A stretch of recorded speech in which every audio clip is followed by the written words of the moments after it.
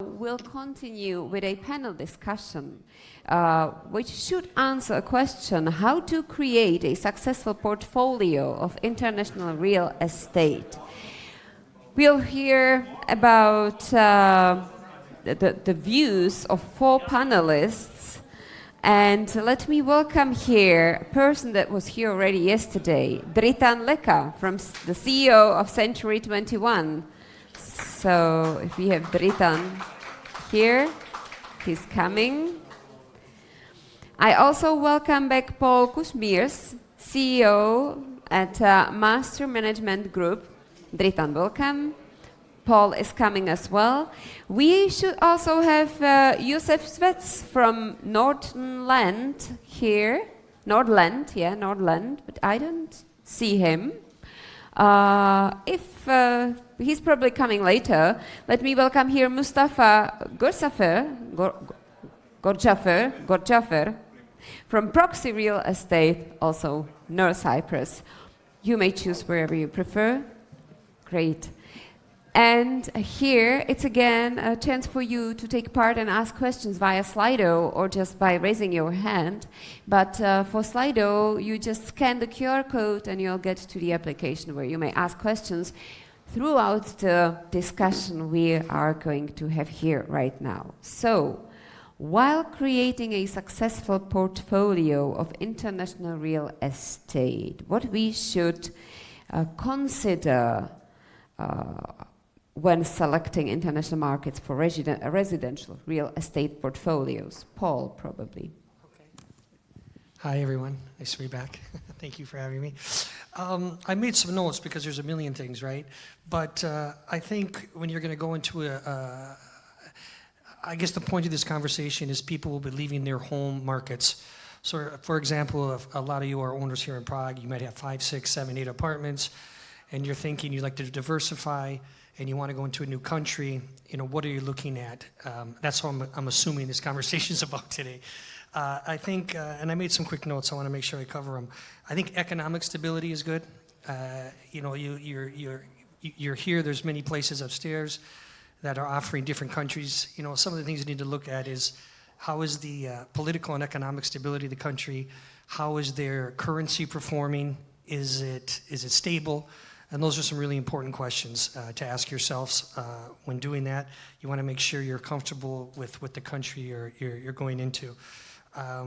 Also, the market demand and trends, what's happening in the country. Take a look at real estate, prices up, down, how much demand is on the market. And this is information you can find, obviously, through a local agent, but through your own research. I think those are some of the key things. As well as the risk diversification. Do you want to be in a capital city? Do you want to be in a resort town? You need to ask yourself these questions. Is it something you want to use personally, or is it strictly an investment? And I know I'm not giving you hard answers, but these are all the things to take into consideration when you're going to make that step. And then the next one would be financing. Are you going to use your own cash? Are you going to refinance your current portfolio? Or are you going to go into the country the developer offers you financing? And what currency will you take that? So but these are really important steps. I think the gentleman here will hopefully concur with me.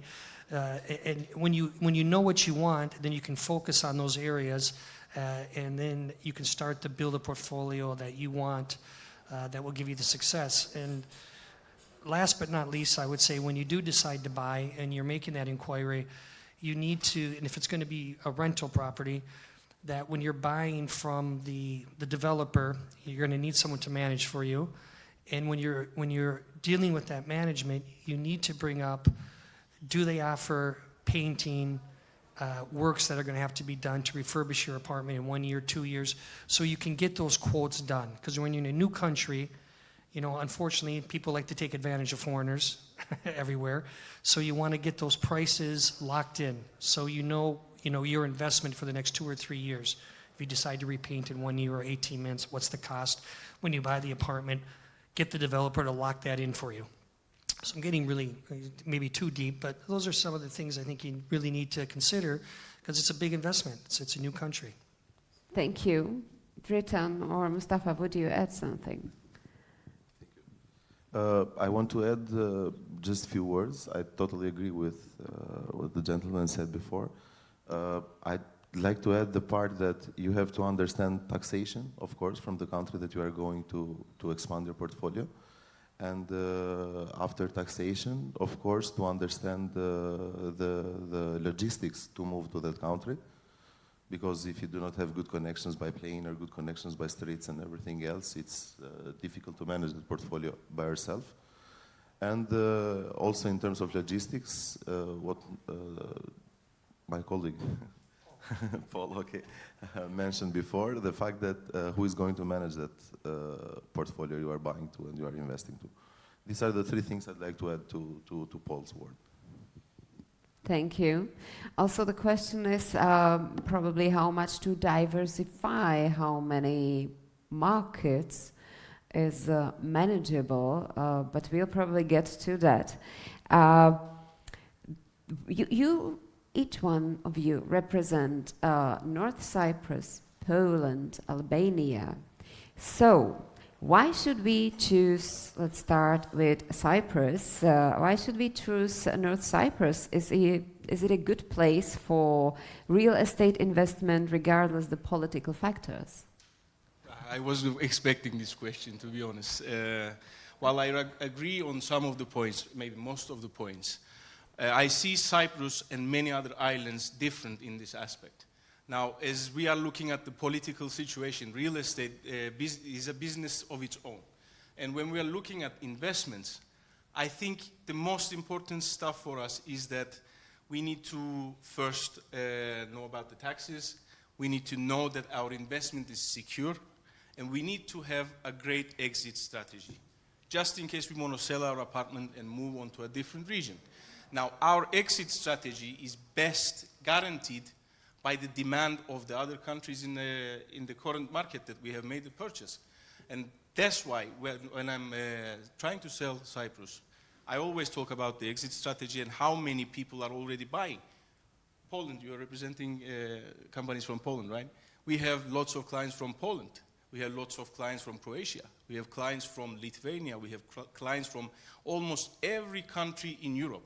Therefore, when you are investing in Cyprus, you can be sure that someone else will come and buy your apartment after you. And when it comes to maintaining, of course, it's very important who will be managing your property. I agree 100% with that.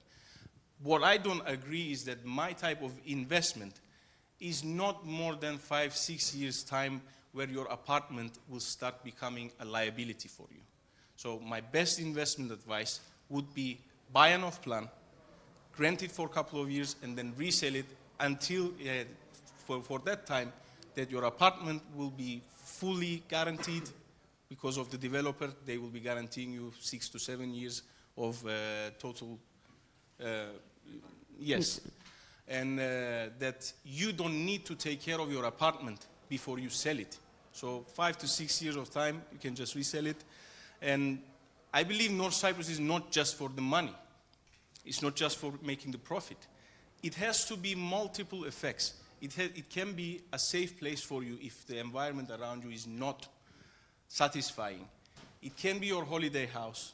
It can also be something on your own which is outside the taxation of current place that you are living in. So you can hit multiple birds with one stone if the phrase is right. I'm not correct. Correct me if I'm not correct. And that's about it. Thank you. Yeah, if you may optimize your taxes, as I've got there. How it is with Albania?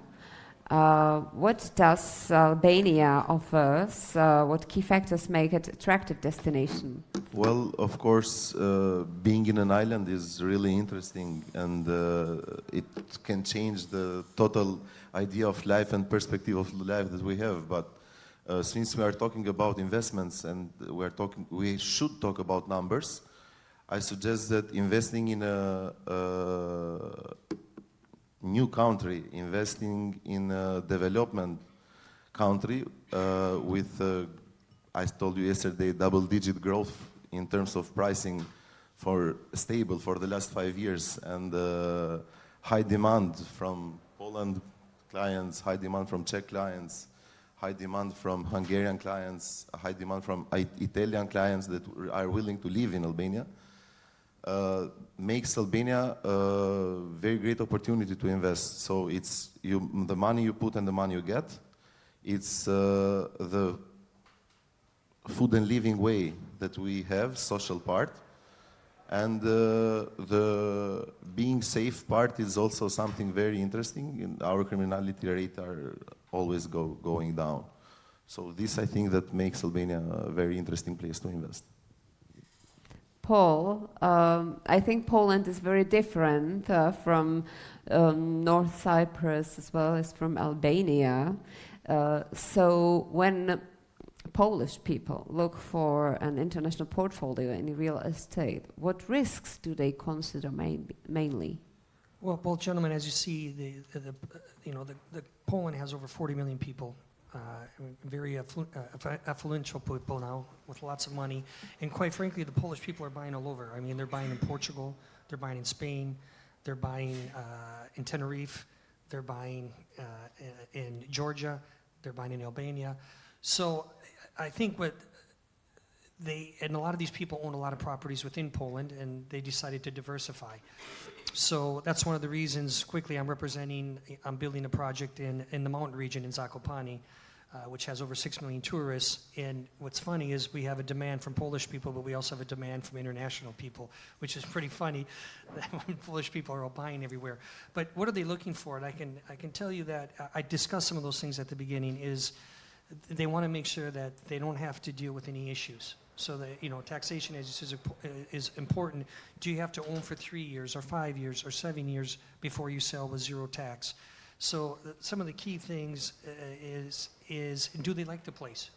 Like you said, most of the Polish people, they want to go use it, see it, touch it, and feel it.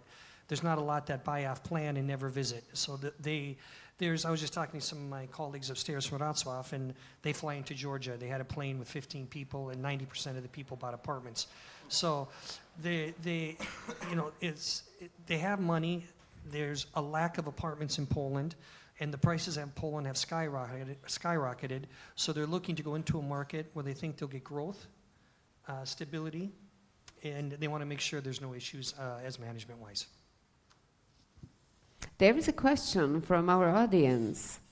What about finance? Checking the origin of money in your country. There was a question already yesterday because there are certain rules for anti-money laundering while financing whatever. So how it is in your countries? I go first. Well, in Poland, it's absolutely know your customer, called KYC. We have banks that will finance the projects, and most developers do. So if you want to buy in Poland, the developer will give you 2 or 3 banks that are happy to finance for you, depending on your net worth. But you'll probably get 65 to 70% of the purchase price from a bank. In general, in Poland, 70% of purchases are cash, so only 30% of people buy with credit, so it's a lot of people with cash. But you do have to go through a KYC process, which is know your customer. So they're going to want to know where your money comes from. You're going to have to fill out forms, and you won't get around that in Poland, but you can get the finance. Thank you. How about Albania and then Cyprus? What terms of finance you can get? So how 50%, 10%, 90%? You may. No, you can get up to 70%, okay, if you want that. What we do see is people usually take about 50%. They usually do 50% equity and 50% loan, and the margin. And you can decide. You can take a euro loan, you can take a zloty loan. That's up to you. So you can make those decisions yourself, and the bank offers mortgages in different currencies. Well, it's kind of the same in Albania. Of course, you have to go to a KYC process with the banks, but since we have a majority of international banks, they are financing clients coming from all over the world. The finance can go up to 50 or 60% of the property value. And the process is easy. You just have to get introduced to a bank, and they analyze your business or income and also the property that you're going to buy, evaluate the property, and then financing is easy to get. Thank you. Something to add from It's Cyprus? slightly different in Cyprus since we are outside the Eurozone. Then we don't have the same mortgaging as you do in Europe. Now, what we do, the developers, they finance it themselves. So you can pay 35% of the down payment and you can get up to 7 years free installment plan. So you have the opportunity to get the loan from the bank, but as they have described it, it's 50% of your own equity, then 50%, but only in completed apartments. Therefore, I can say that it will not be an option since 99% of all of our projects are sold off plan. Giving you an example, 1,500 units, they have sold 380 units in 8 hours, which is a record-breaking process in Cyprus since it's a small country. We have another project, 1,500 units, again, 500 units sold the day that they have announced it. So there is a very high demand, and till that time comes that you will find a completed apartment, it will pass 4 or 5 years' time, and the project might even lose its value back then, after that, sorry. That's very interesting. What's the interest rate the developers are charging? They're giving a finance? Zero. So zero. So you buy your apartment 35% down and you have 6 years of equal payments? Yes. Interesting. Not in all of them. Not in all of them. There are companies that are offering 7 years. There are companies that are offering until the completion. So since I will give an example, one of them is in 4 years' time of completion. So after the 35%, you will be paying the remaining amount for 4 years. So they need to take into account the interest rate of the bank for the time Is there being. any possibility that you can pay the down payment and wait till it's finished so you can capitalize it to the bank as a mortgage? We used to do that. We used to do that when the market was young and we were hungry for more clients. So we gave the options to the clients, pay the 35%, we will wait until the completion, then in the completion you take the title deed and you approach the bank. But the companies don't really need it right now. That's the case. So they prefer to just say to the client, I'm sorry, but this is the best we can do, and the newcomer will buy the apartment because the demand is really good. I think you are already discussing a question that is here again. What is the best strategy is for you in buying the real estate? What is the best strategy? Oh, stop it. Cash is king. Okay, but unfortunately, obviously to build a portfolio, you need to put some leverage. As we discussed, I think 50% leverage seems to be a good amount, which allows you to use your equity in other purchases. That's why I was curious when he said 7 years, but my understanding is it's until the point the project opens. After it opens, you need to pay 100% after occupancy permit? No, the company that is offering 7 years, actually There is a second microphone. The company that is offering the 7 years, they allow you to enter your apartment when you paid the 50%. Okay.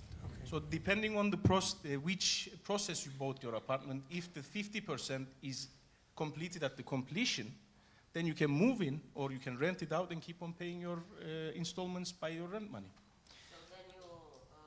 One adds what is for you a good strategy while creating an international portfolio of real estate. I would be also interested in is it good to buy in markets or destinations that I know and are kind of close to my heart, or is it better to look at the numbers and choose according to the numbers? Well, markets you know are low risk. Markets you don't know are high risk. And in terms of economics, the higher the risk, the higher the money that you get from the income. I suggest to have a good portfolio. I suggest to diversify. So I suggest to invest in your country where you live and stay. I suggest to invest in emerging markets, and the growth might be in high terms, and also I suggest to invest where the tourism is moving. So that's because you are going to rent the property or you are waiting to resell the property. If the market is not moving, if the tourism is not moving, who is going to rent the property or who is going to buy the property after 7 years or after 8 years? So you should have guaranteed exit from that market. And that's it. Diversify, guarantee on the exit, and invest in emerging markets. There's a question regarding that increasing markets. Do you think the real estate market in Ukraine after the war will be interesting for the developers? I'll take that. Yeah, obviously, in Poland, we're next to Ukraine. We have over 5 million Ukrainians in the country, so we're in contact with them a lot. There's actually residential being built as we speak outside of Kiev. There's investment happening now, so they expect, billions to go into the rebuilding of Ukraine. We're all hoping this war ends in the next 7 to 12 months. Maybe not, but that seems to be the undertone, that this war is going to end sooner than later. And if that's the case, I think there will be tremendous, besides development, but chances to invest and make some money. The amount of money that's going to be spent there with infrastructure and everything else, it could be very interesting. It's high risk because you don't know what's going to happen, but high risk is high reward. So your returns could be very, very high there. Yeah, but you have to have the. It's for the. I guess be able to take the risk. Yeah, to yes. do it. So no for risk-averse investors so far. Yeah. Okay. How can one effectively manage and maintain an international residential real estate portfolio? How to manage it? How to manage the real estate portfolio when it is international. So manage and maintain. Of course, you need to understand the markets where you are investing the money, and you need to get local partners, which are the real estate agencies or the maintenance agencies or the management companies. If you can find them all three in one, it means you are lucky and means you can do business in that country. And of course, by having guarantees, legally ones, and everything else. I think and suggest that to choose brands is something that you go safe, because brands have history, brands have knowledge, has experience on their markets, and to be safe. Because this is the idea of investing in another country, having an international portfolio, but at the end of the day to be safe. You need to have a partner for that. Something that you would. I think we discussed a little bit earlier at the beginning. It's important when you go into the market that you understand who's on the market to manage. If you're going to be, doing daily rentals or whatever through booking, that you have someone that's going to change the sheets, clean the apartment, and see how many apartments they have under management, so it's not 50. Like you said, if it's an international brand, they have the backing so that they won't disappear off the market. And I think that's the key thing, is someone that has the experience and the size that isn't going to disappear. Yeah. If it's too cheap, there's probably something wrong. Yeah. Thank you. In the last 3 minutes, I would like to know from each of your countries, where do you see the biggest opportunity to get a high return on investment? What sector or what kind of investment do you see as the most, with the highest potential? Of course, I expect you to say your project, but you may even say that. So no, it's okay. As far as Poland goes, I discussed it earlier. I think any investment in the capital city, as the growth in the large city continues to go, so an investment in Warsaw, you're pretty safe. Population continues to rise, wealth continues to rise. And then there's two other spots, and that is on the Baltic Sea. We call it the Tri-City, Gdansk, Gdynia, Sopot. You have many Scandinavians there, plus the rest of Warsaw. And then the other places where we're building is in the mountain region. It's called Zakopane. We have 6 million tourism a year there. It's growing. So there's constant people there. So you're coming into a market where you discussed earlier that the tourism is there, it's continuing to grow, and there's always someone to use those apartments and someone to step in and buy. So those are the three markets in Poland that are the safest and giving you, safe double-digit returns. And each one a bit different, so everyone can choose if a city, seaside, or mountains. Yes. Albania or Cyprus? In Albania, the safest or the highest income that you can get is for many years now that we are moving towards tourism. All of everything that Albania is producing for tourism.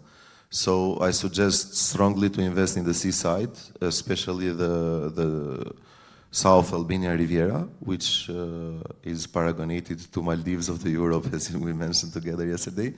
But the idea is to invest off-plan, to invest in already finished properties, to invest in rental properties, commercial, or even small hotels to get managed. There are a lot of small investors that are willing to buy small hotels and to manage them. So I should strongly suggest tourism, especially on the seaside. Thank you. Well, I would agree with them. You know, natural beauty is priceless, always. It's what we build next to them or what we build in them defines what defines the value of the property we're selling. So coastal, seaside lands and flats and projects, but also, as I described, recent years we had lots and lots of expats moving to Cyprus. And frankly, the locals, we have a very different culture with the Europeans and the Russians and Ukrainians and Asian countries. So we have this void of business that we need expats to bring their ideas and open up business, which will be great for them and will have even greater return than what we discussed in the real estate. So any business. Any business with the beautiful nature in Albania or Cyprus or Poland that also has very beautiful places. Thank you, gentlemen. Thank to Mustafa Gürcafer, also Paul Kusmierz and Dritan Leka. Thank you.